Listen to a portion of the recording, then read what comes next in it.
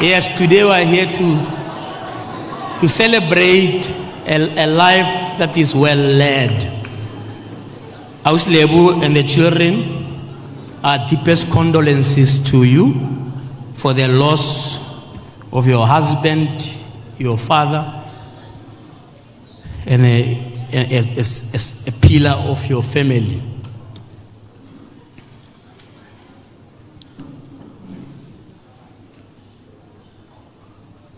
Solly Moholo did what many Christians fail to do, which is to go and make the whole world Jesus' disciples. The problem with Christians sometimes is that they tend to preach to the converted. And so they form churches as some kind of clubs. You know, exclusive clubs. They even fight there. If you think the politics within the ANC and so on are bad, just go to a church. It's worse there than the politics, because they are fighting over church funds, being on the council of the church. It has become a small club that has lost its mission. The mission is to go out there and make all mankind Jesus' disciples. And this is what he did. Because in a recent podcast, he was asked, don't you mind that people are playing your music in taverns? He says, no, that's exactly where that music is needed. It's exactly because hey, I better get my things straightened. And when we come to a funeral, sometimes it's less about the person who has passed away, but more about us, whether we are ready to learn that our day is also coming. And whether or not when that day comes, we will be ready to face our Maker and answer whether we did what his mandate was, what is called in the Bible the Great Commission. Go out there and make the whole of humankind my disciples. So that way we can say, Solly Moholo, you have fought a good fight. You have run a good race. You have kept the faith. And each of us must ask ourselves the question, if when you leave this hall you drop dead, will you be ready to face your Maker? But that's not what I wanted to talk about. I wanted to get that out of the way and just talk about the fact that this society has failed Solly Moholo. It's as simple as that. A couple of weeks ago, there was a white chap called Tom London. He was in a public hospital. I think it was Helen Joseph Hospital. And he was disgusted by the treatment he got there. He made a very big noise. Within 2 days, and I don't even have to tell you who gave him money, but he was in a private hospital having raised 300,000 rands to move from Helen Joseph to a private hospital.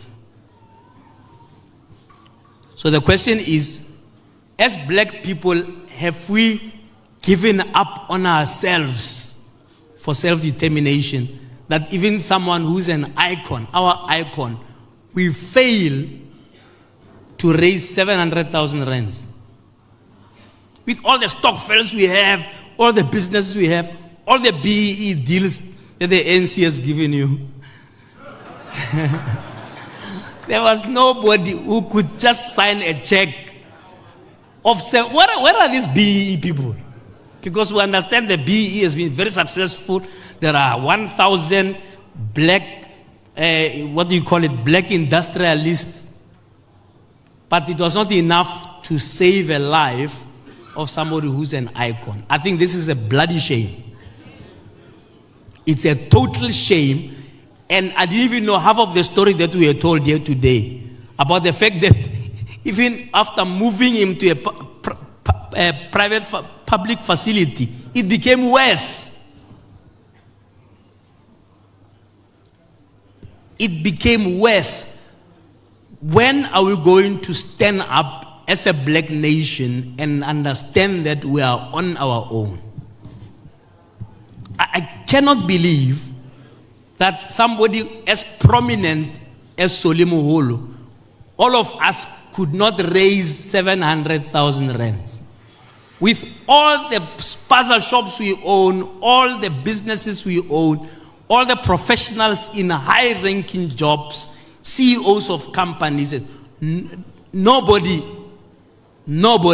was shaken enough to say, let's put this money there. Of course, life is not guaranteed. Now, other people say, yeah, no, we don't know. Even if we pay the money, he may still have passed. No. The reason you have hospitals is to make sure you do not have people passing unduly early. That's why otherwise you not have doctors. Doctors are there to save lives. And unfortunately, those things cost money. I'm even shocked that now you even received a bill of 93,000 rands from a public facility. I hope Molokoane will take that up. This is a total shame. It shouldn't happen. But to just fathom the fact that as a black nation, forget about other people, we could not rally together, right, to save a life that we so adore. And it's this tendency, it's a tendency to like funerals. I don't know where this tendency comes from. So the government agreed yesterday that, there'll be a provincial funeral. Let me tell you, without even having the facts, that I'm sure that cost of that designation as an official funeral will cost millions.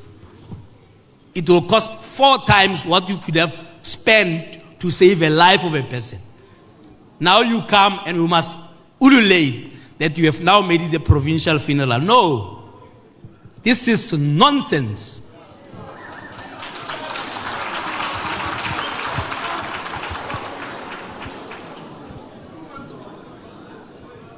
It is nonsense, and we must not tolerate it as a society.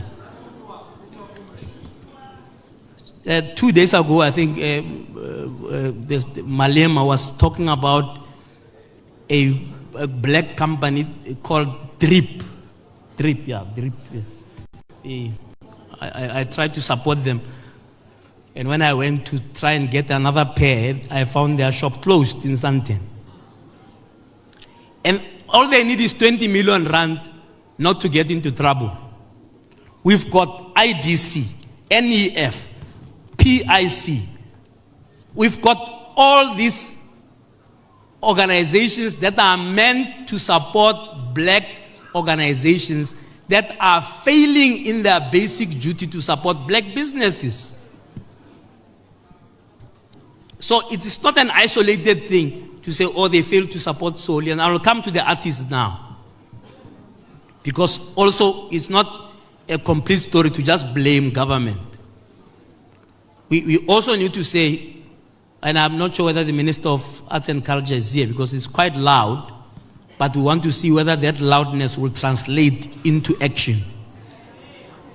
Why is there no program to support artists to turn their art into business, and they are given support so that they are able to manage their finances, they are able to actually make a success of those businesses? I'm not aware of a solid program like that.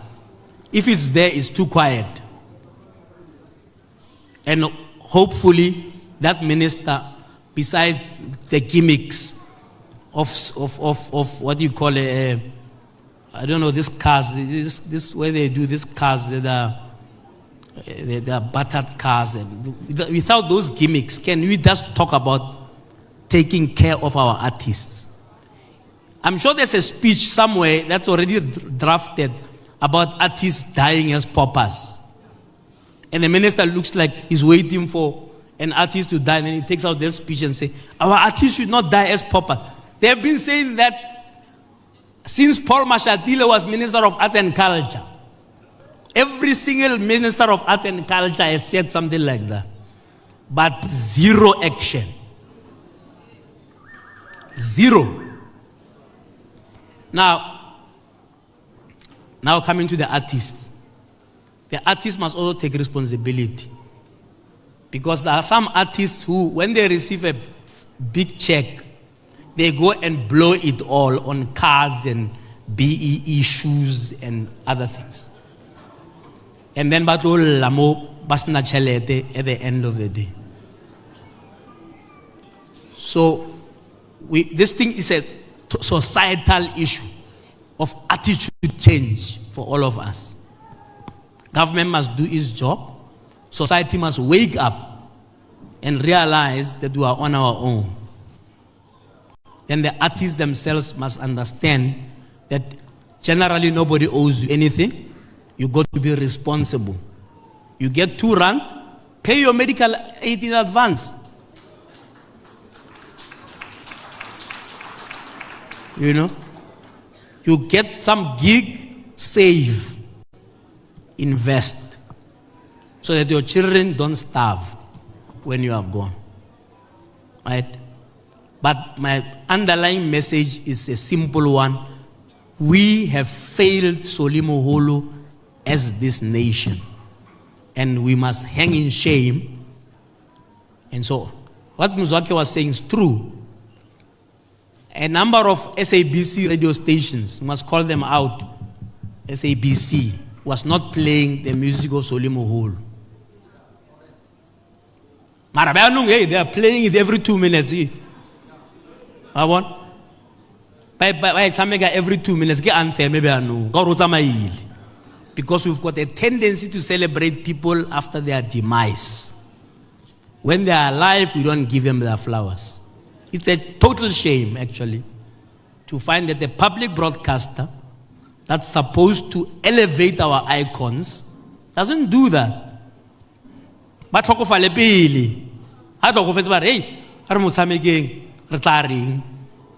because everybody now is playing the music, every corner you hear the music everywhere. We've got to wake up as a society